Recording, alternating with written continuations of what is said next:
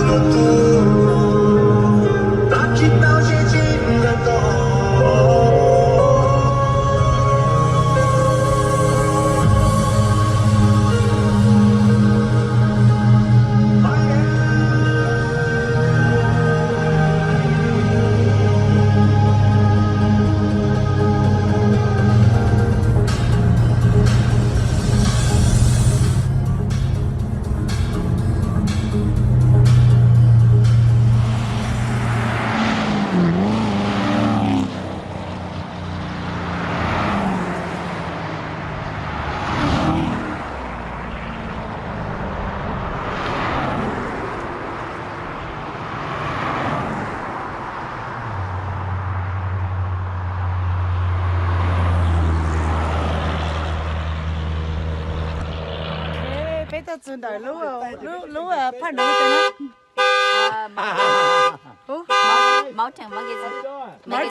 Mountain Magazine đó okay nhớ cho Arkansas nè biết tao cho Arkansas nè Minnesota, Wisconsin, and Oklahoma. Oh wow, it's spread out. I'm gonna paint that bike this color. Not bad, huh? I'm serious. Hey. Take a guess which one's got more high price on it? More fancy?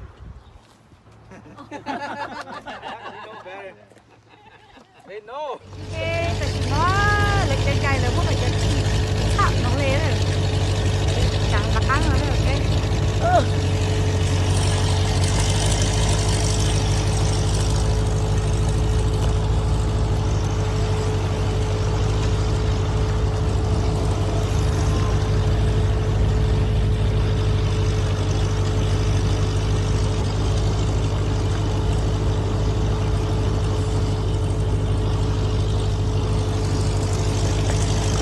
ไอ้หมวยจีบลูกเลยนะจีบลูกลงไปนะ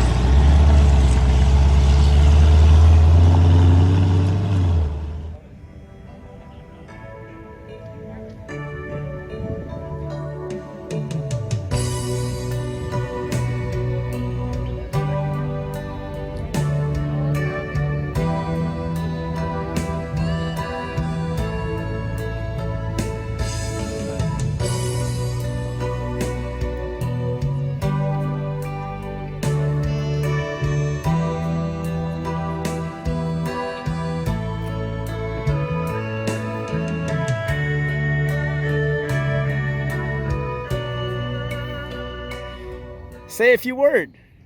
Hi, welcome to Arkansas, the natural state. We are on the top in Mount Magazine. It is the highest point in Arkansas. I think we're at elevation 2,300 or so. 2,300. And we are members of the National Park Corvette Club out of Hot Springs, Arkansas, which is an official historic site. We're Bathhouse Row, and that's where we have hot springs that come up. And it's a Cool. tourist area. So if you had time, you should go visit there. It's about an hour away. The two Corvette clubs Yes. and the meeting other here club- coincidentally. Yes, yes. And the other club that I'm a member of is the Central Arkansas Corvette Club out of Little Rock, Arkansas, and they're supposed to be here today. Oh, too. another one now. Yep. So, welcome, safe travels back to Minnesota, and come back and see us. Thank you, Robin. Yes. Bye, y'all.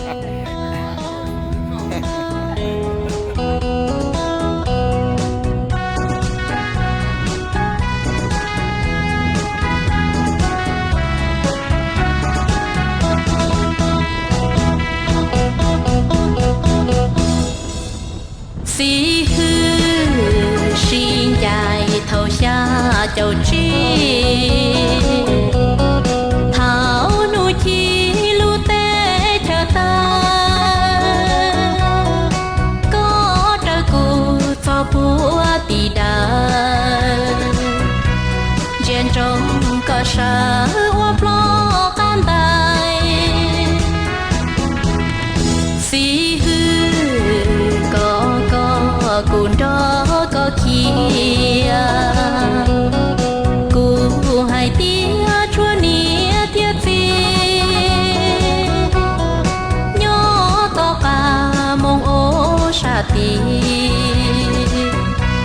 cụ thia li trên đó có kia tua, nhớ su nấu khai tia trí po con, cụ tao tua gió tố cả tao cho, đủ tê chết tao chỉ nó có mong, cụ trắng cho trong tì đà.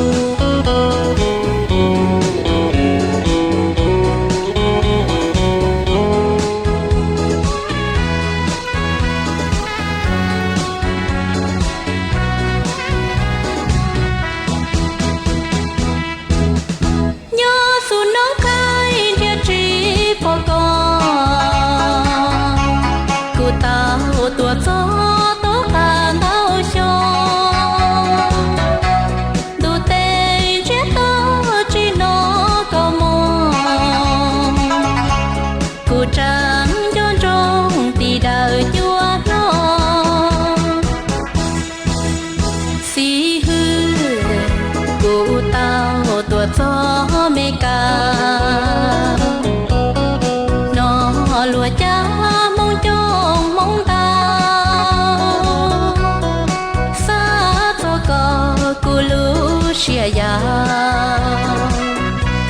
của mùa nụ tao tròn chỉ có đùa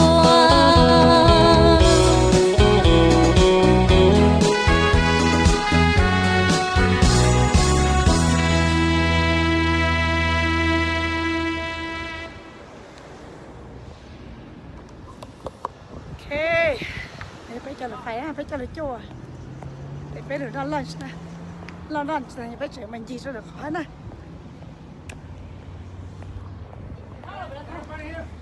phải là giờ này khai chơi show này có lúc trống hú chả đó chả có biết là cái này Mountain magazine đó đấy phải là show ấy phải nó cứ tôi coi vậy mà thì họ cái trái cứ là mà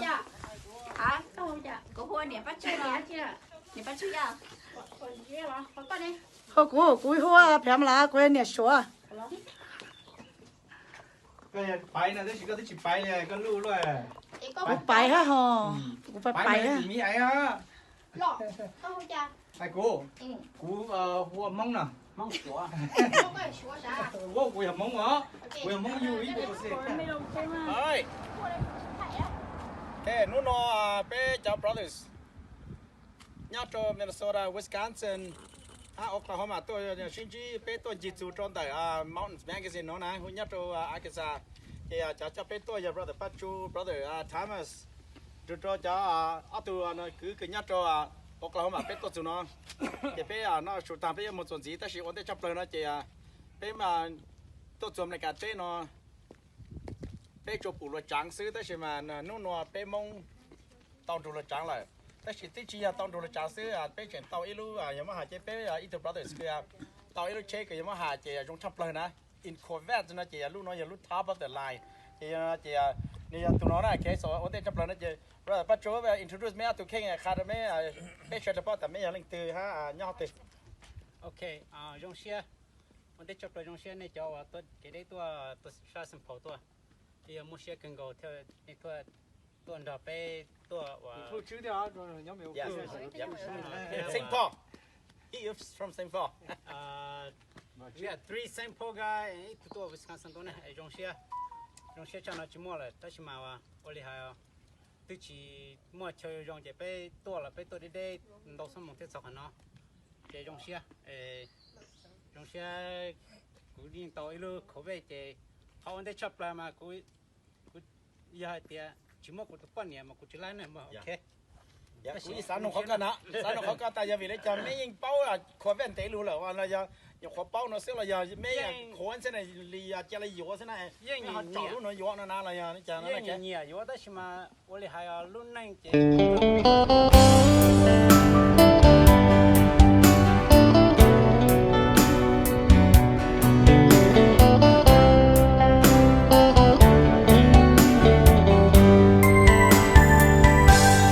chỉ năng nó chẳng do có tu chỉ rong tự ua năng lo tàu để nhăn đầu sông hầu nữ lũ xia nu nọ dân chỉ tàu lòng lũ nâng mua phê mua rong lo nữ chẳng tua chỉ bu buồn rong dân mua từng rau mua trâu có lọ qua mua chê có nhà qua y lần cũ tư chỉ bao chẳng rõ phong dư hao đê hao chờ ta màu xua lũ đỏ tê hồn gâu rau qua đời kẻ câu chờ tu chỉ năng nó chẳng do tu lú lú con nữ trời quá gió ở trong qua lúa tê mò chùa do là con cho mò tờ vừa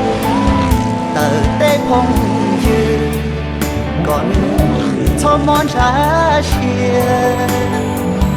dân bao rong tia có do tu nhà chế rong tu chỉ năng nó chẳng do có tu chỉ khu lu chế lòng chùa do tê thầu tê nu chùa chầu chùa bơ sen chẳng do có ý lần tu cho tu xia mò có niệm chẳng lu có bầu gian tu thầu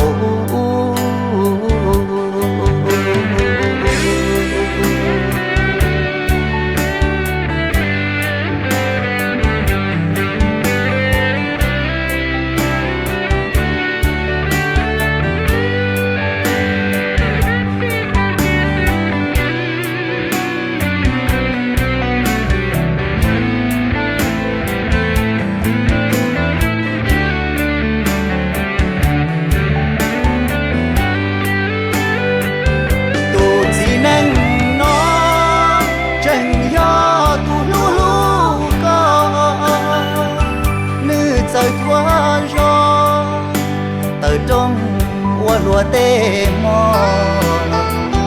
chùa yo là có nữ cho mò tờ vư tờ tê phong dư có nữ cho món trà xia dân bao rong tia có yo tu nhà chế rong tu chỉ năng nó chẳng do có tu chỉ khu lu chế lòng mù chùa do tê thầu tê nu chùa chầu chùa bơ sen chẳng do có ý lần tu cho tu xia mò có nhà chẳng lu có bầu gian tu thầu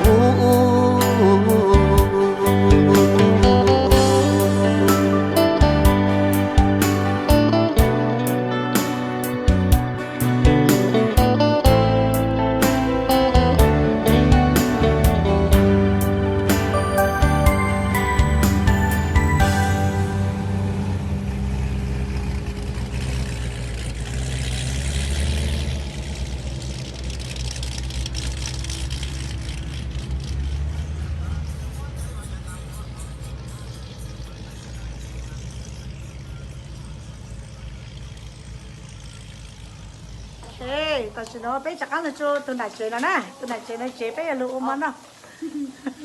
nãy chế bé bắt luôn nãy bé cho nè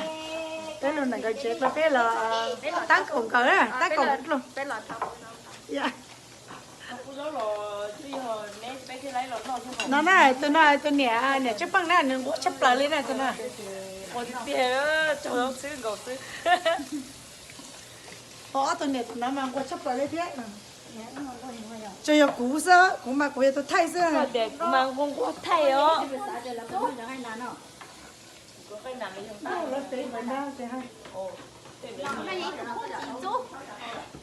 nè yo na tôi đã biết là nè xí hả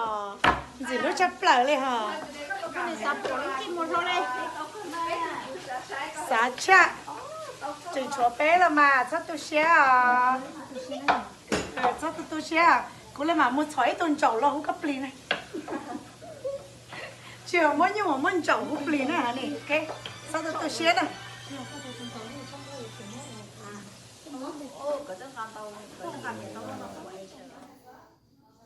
bây giờ sẽ chỉ tao này chỉ mong sẽ bây giờ nó có thể là chỉ ha chỉ tao cáiตัวlà mấy chỉ tại tao bên trong hình nè cái cái tí cái những cái ship chỉ trả lại nó và thôi mà sẽ nè nếu mà hàng nhữngตัวtrên này nó chỉ bao gồm chỉ bao giờ à thành ra đó cái đầu tới nó chơi trong cái tí là chỉ bao là giờ đó là giờ rồi lúc chờ nó giờ lúc này chờ cái chờ cái khu rừng nè và rồi không cái đó xí đi cho này hả cái xí nào nè là bao nhiêu xe mà không có sao để ô liu cha nó đó cho nên lấy xe chưa Cái hai cái này là phát trở ở sân lưới sân kia là một buổi sáng của nó là nhiệm vụ hái ở lò Ồ, ok, chị giao nó chị. Ý sinh sinh cho xí ạ. ý sân lưới sân kia Sinh cho xí. chỉ cần thay cái So, lúc chờ nó giờ lúc này chờ phun dư. Ok, bây học dục cái phun dư. Chị Brother Thomas, Brother John ok, cho kiểu họ. Lúc này chờ phun dư này, chờ bé họ giờ họ chờ phun dư. Để mà cứ họ chỉ bé họ sắp tê bé của nó chỉ là bé tổ cần chua thì cái là cái phun dư này nếu mà cái thức ăn chỉ được cái là phun dư để mà cứ giờ nên từ chỉ có cái phun dư này chỉ bé nhiều khu này cái và lúc nó giờ lúc khu đấy nhà khu ở nhà bị vào đó rồi sẽ có một cái một chaser mua mà tao cần nhắm mua này nhắm mua nhắm cái cặp đấy money chaser nha tao cần này từ đây cũng là cũng đi này cái này chỉ bao này sau lúc này chờ chị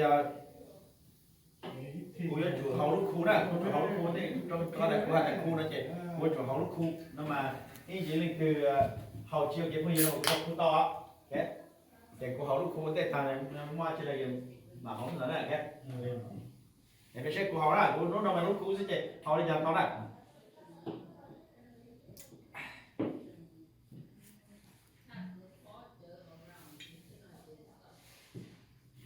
so we're gonna drink twice. no Oh. that was the correction Okay. that was the correction if no that was the correction cái cho nên là chơi phun dư thì bé hầu thì bé cho cái họ cái phun dư cô lên nằm của hà này thì lúc chơi nằm mà là giờ nằm họ của hà nó mà họ sẽ hà được xíu cái gì nung mà nó là thì hầu trả lại là thì luôn luôn nó dễ luôn luôn chỉnh chỉnh thì bé của cứ tí nhau bé chơi của nhà ít tản hành xí thì bé là một tu mong cái tàu lúc của bé nó cho bé lúc của tí là giờ chỉ tu là gì cứ tí học không giờ là giờ cứ tí là giờ cứ tí thì giờ bé lúc ít giờ mình cho cứ tí lên nó ít là cứ tí lên nó thì sometimes somehow English thing tôi sẽ học sát cái là bé eventually bé tí lại cái họ có cái phong dư cho trong này có từ chỗ nó nó chỉ bây giờ cái tí này bây giờ cái chuyện cái tí sao cái tí phong dư này cái giờ cái tí sẽ nó mà chỉ chỗ khó cái chuyện cái tí phong dư này chỉ khó hình này cái chỉ học lâu tu sĩ cái đó hay cho tôi chỉ cũng tao là do những cái chuyện mà nên chỉ chỗ khó cứ giờ khó từ但是ก็หายเลยจะเขาเกี่ยวกับมูลเขาจะตาตัวยังจะเป็นหมูเกี่ยวที่tao thì là cũng đây là cái hai tôi thì ta chỉ mà cho nó bóp từ nó tên nó mà chỉ bóp từ nó tên chỉ không phải spell out nó mà cái để cho nó bóp từ nó này cái nó chỉ bây giờ cứ tí phong dư này cái phong dư lúc nó chỉ ở lại nói và sao because bây giờ chỉ nên chỉ biết của họ là sao nó luôn cho rồi mình vào họ lại cái họ đâu có tiền thì bây giờ thì cũng là ăn gì sao tụi sáng này á tôi cũng xếp ở chỗ là thôi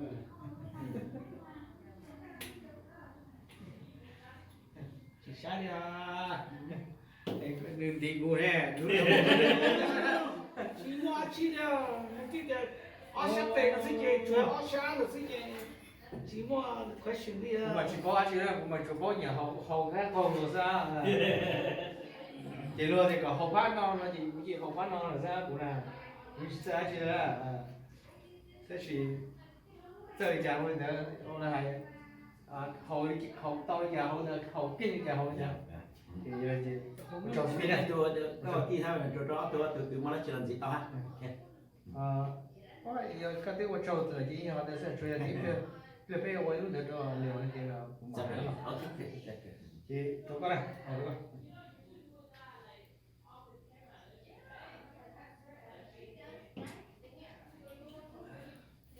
nhà nó làm gì rồi à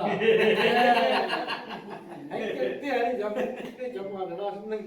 giờ này sửa lên mông này sửa lên mông bây giờ số lo này là chỉ hai người có cái gì là có thể được một thằng nào cũng họ thì đây là chủ xe này cho nhau nó nè hơi dầu được cũng phải nhất là số thân nó rồi thì theo con chỉ đây nó thì hôm nay là chỉ đầu trở tuần chỉ là do tôi còn đi đi bây giờ do Bên mà giờ tôi đi đi nhau tụi nó gọi đi mong nhỏ chết con thì phải bắt chưa dạ đi mong nhỏ chụp lại cái thứ mua rồi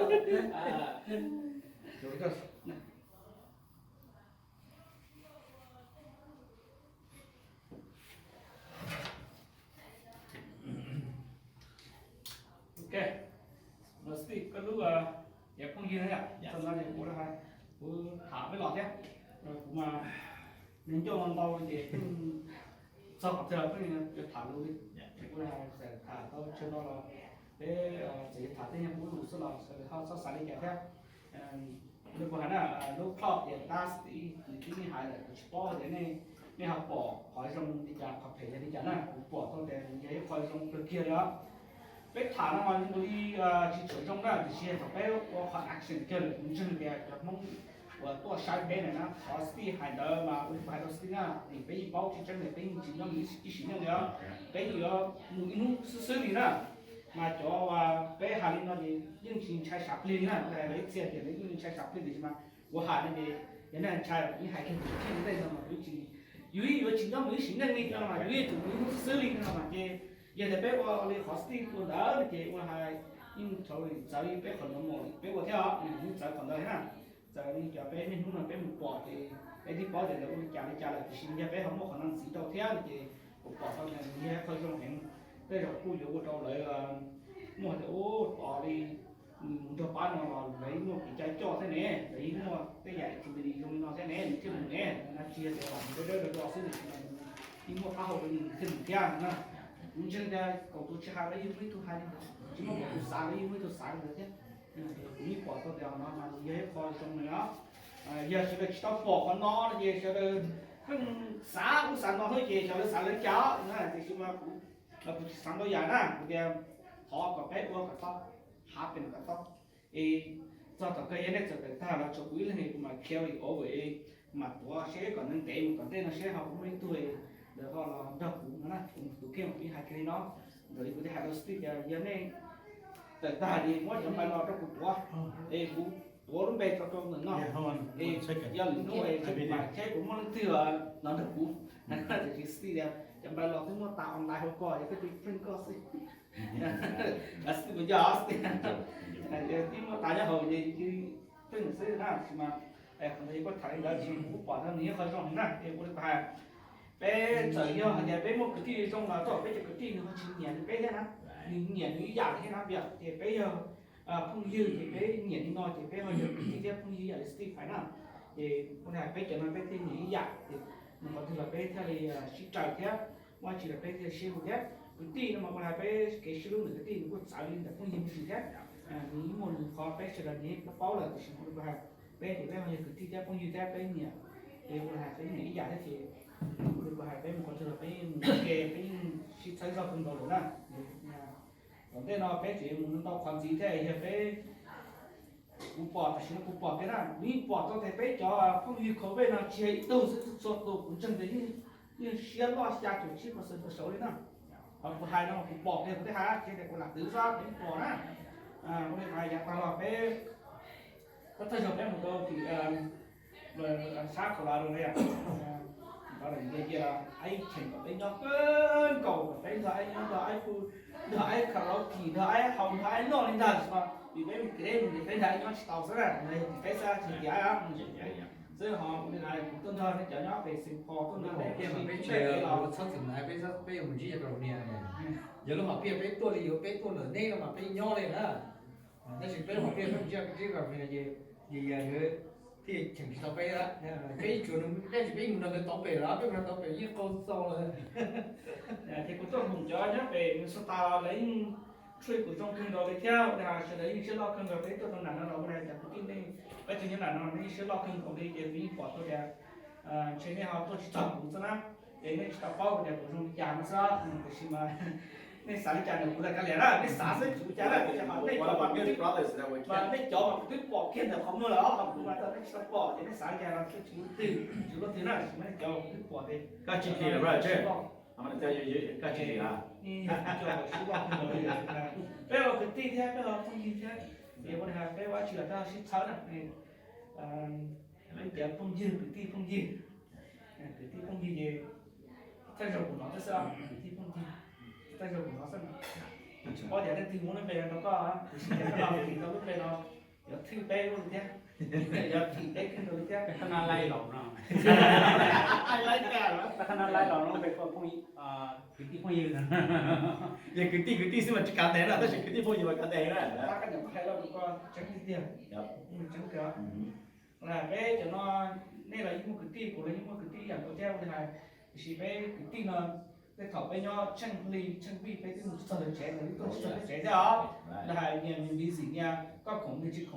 khổng có chỉ khổng gì cái hai những cái cứ nhiều gì những chỉ sinh gì đó chỉ bé cho nó gì cũng là phá cái gì có không thì tôi nói thì phải khảo nó sẽ có phần nói thì cái học đấy cũng sẽ là thì là phá như thế giờ sẽ sai cả thế là cái chỉ trong nó cái thứ sẽ chứ bây giờ chỉ bao giờ lại rồi mà đây à chọc bao giờ